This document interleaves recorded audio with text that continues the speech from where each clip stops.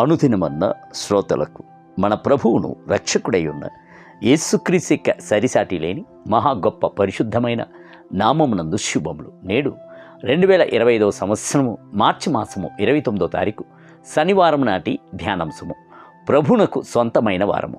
పరమగీత గ్రంథములు 6వ అధ్యాయము 3వ వచనమునందు నేను నా ప్రియునికి సొంతమైన దానను, అతడు నాకు సొంతమైన వాడు. మనము ప్రభువునకు సొంతమైన వారం, ప్రభు మనకు సొంతమైన వాడు.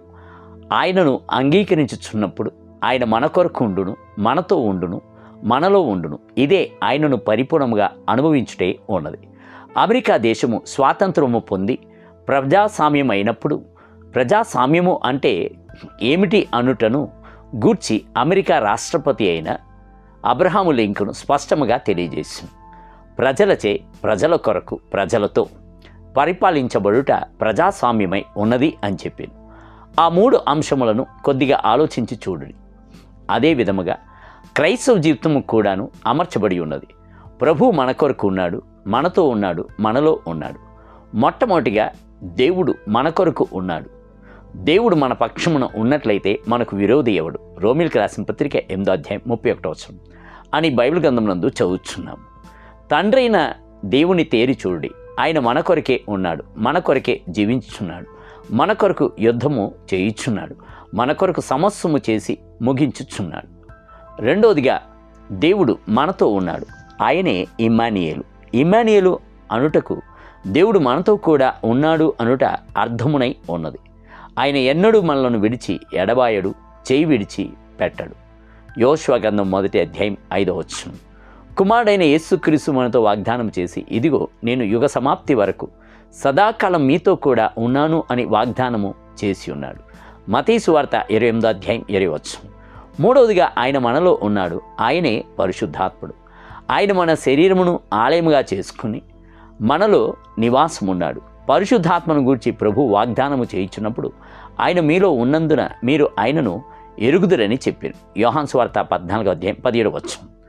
మీ దేహము దేవుని వల్ల మీకు అనుగ్రహింపబడి మీలో ఉన్న పరిశుద్ధాత్మకు ఆలయమై ఉన్నదనియు మీరు మీ సొత్తు కారనియు మీరు ఎరుగరా? కొరింథీయులకు రాసిన మొదటి పత్రిక 6వ అధ్యాయం 19వ వచనం. తండ్రి అయిన దేవుడు పరలోకం నందు నివాసము ఉండినను ఆయన మన కొరకు ఉన్నాడు. కుమారుడైన యేసు మనతో కూడా ఉన్నాడు. పరిశుద్ధాత్ముడైన దేవుడు మనలో ఉన్నాడు. కావున మన ఆత్మయు, ప్రాణమును, శరీరమును పరిపూర్ణముగా యేసుక్రీస్తు వచ్చుచున్నప్పుడు పరిశుద్ధముగా కనబడును. మన యొక్క దేవుడు పరిశుద్ధత గలవాడు.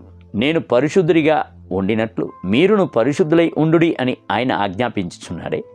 దేవుని బిడ్డలారా, పరిశుద్ధత గల దేవుని సొంతము చేసుకొని నేను ఆయనకు సొంతమైన వాడను అనియు ఆయన నాకు సొంతమైన వాడనియు చెప్పుడి. మీ యొక్క ఆత్మయు, ప్రాణమును, శరీరమును మొదలగు 3ను ఆయనకు సొంతమైనదే ఉండవలెను. మీ యొక్క తలంపులన్నీయు, ఆలోచనలన్నీయు ఆయన చేత నడిపించగలిగిందే ఉండవలెను. మీ యొక్క మాటయు, చేతయు ఆయనకు ప్రియమైందిగాను కనబడవలను.